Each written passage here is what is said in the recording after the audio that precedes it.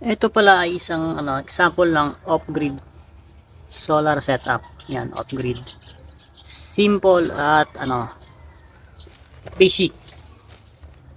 Basic lang to, basic, pinaka basic tsaka simple lang. Kasi andito na yung pinaka main components niyan. Tulad ng ayan, solar panel, solar charge controller, battery, inverter. Yun. Paano ba gumagana yan? Ayan, ito yung solar panel. Dadalo yan dito. Ayan. Kung nakikita nyo, nagkakarga na siya sa battery. Ito yung battery yan. Nagcha-charge yung battery niya. Ayan. Nagcha-charge.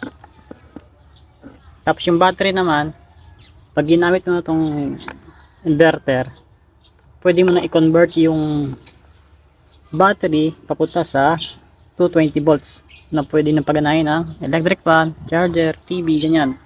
Depende na lang sa gamit yung inverter. Ito, pinakasimple lang, pinakamura. Yan. Yan, test natin ha. Lagyan natin ang yan.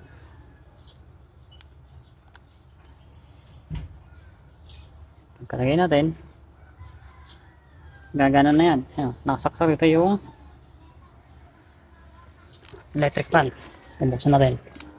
Ayan na.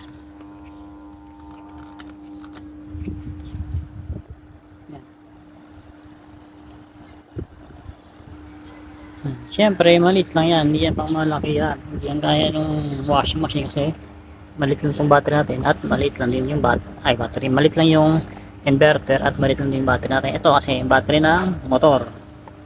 Yan, battery ng motor. Ito naman, siguro max na ito mga sa 100 watts.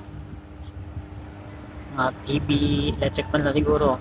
Tapos ito ay hindi pa sine wave. Pure sine wave.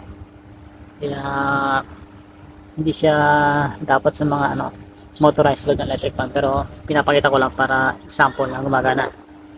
Ulit lang yan. Yan ang pinakamaliit na solar setup. Battery ng motor. Siyempre, yung gantong battery ng motor at sa electric fan, tumatagal siya ng mga isang oras may higit. Ganyan. Itong electric fan, kasi maliit lang yung battery natin eh. Yan yung ng off-grid solar setup.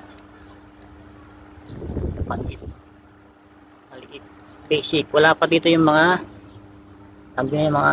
safety device tulad ng breaker, tsaka yung mga wire natin. Medyo malilit lang to. Tsaka pang sample lang naman yan. Okay, good.